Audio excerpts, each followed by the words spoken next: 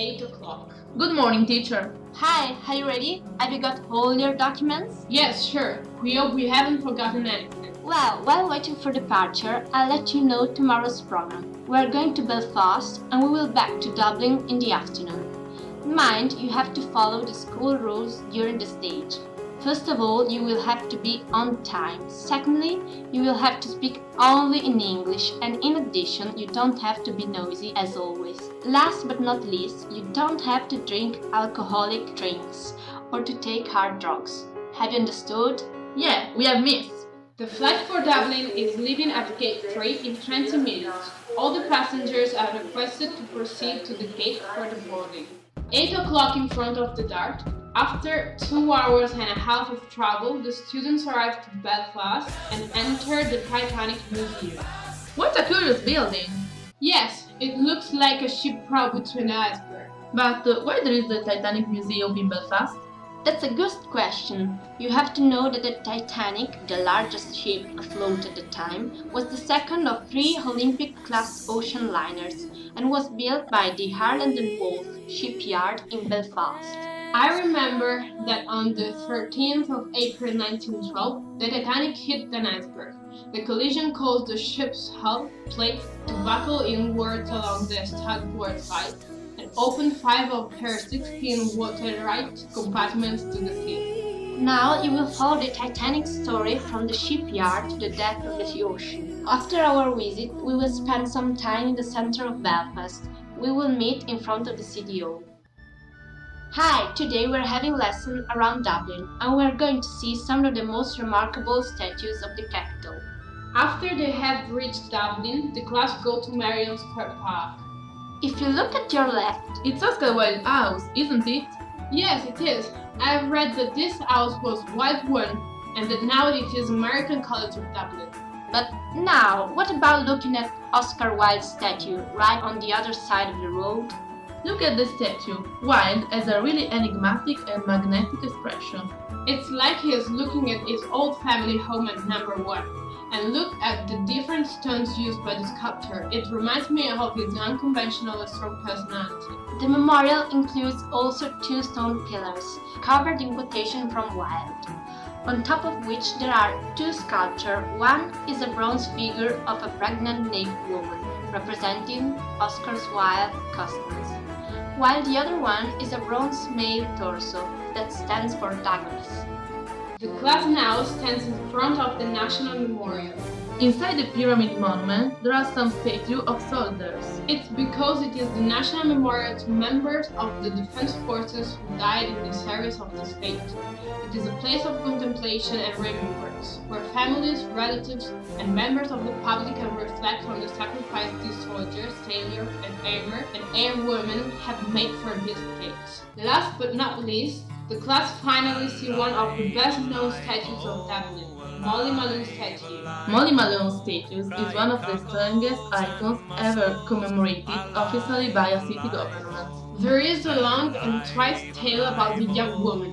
She sold fish by day and sold her body by night. There is also an old song about her uncles and masters. The students went to the National Gallery of Ireland and holds the National Collection of European and Irish Fine Art. Hi, today we're having a lesson in the National Gallery. Here you can find lots of masterpieces of the most famous artists of the world, like Caravaggio, Beato Angelico, Paul Henry, J.B. Yeats, and so on. Look at the picture. It's painting of J.B. Yeats, one of the most successful early 20th century Irish painters. Yes, and do you know that J.B. Yeats is V.B. Yeats' brother?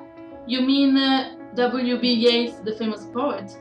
Yes, of course. I have read some of his poems like The Mask and Two Threes. Such a great family of artists. For example, look at the colors of his picture. They are so bright and intense. It seems like the horse is coming out of the picture. Yes, the Singing Horseman is one of the best paintings of the exhibition. Come on guys, it's lunchtime. We will have lunch outside here. We are going to find a park or something else and then we will have some free time. 8 o'clock in front of the Dog Station. What is the problem for today, teacher? Today's lesson is about history since we are visiting the National Museum. The class entered in the National Museum of Ireland that was founded under the Dublin Science and Art Museum Act of 1877. As you can see from the plan, there are 9 different exhibitions.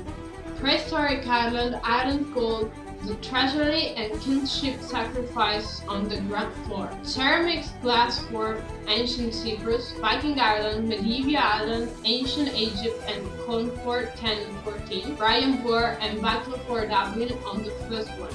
It seems a really well-stocked museum. The different exhibitions trace the archaeological riches of Ireland from age to age, considering gold objects, box bodies, artifacts and also information about the life of a farmer or a hunter, for example. You don't have to forget that the National Museum is made up of 3 different branches and the biggest museum of Ireland. Okay, but now let's concentrate on the exhibition. Something I want you to pay attention on is the new commemorative exhibition, Clontarf 1014, Brian Boru and the Battle for Dublin. There is a display of Etruscan material followed by an exploration of the themes of everyday life, death and burial and afterlife, religion and so on. On the 6th day, the group visited Trinity College in College Green in front of the Bank of Ireland and its remarkable library.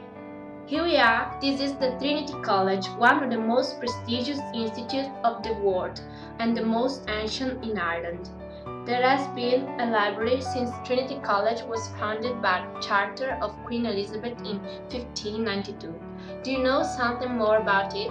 Trinity College Library is one of the world's great research libraries, holding the largest collection of manuscripts of printed books in Ireland. There is also one of the dozen or so remaining copies of the 1916 Proclamation of the Irish Republic and a display of Irish medieval gospel manuscripts like the Book of Kells. Don't forget about the busts of the philosophers and writers of the Western world and also of men connected to Trinity College holding a long road. What about the Book of Kells? Can I spend a few words about it? The Book of Kells is a book of 4 Gospels. It was written around 818, nearly 400 years after St. Patrick's arrival in Ireland. Its name comes from the city of Kells, where the manuscript was held.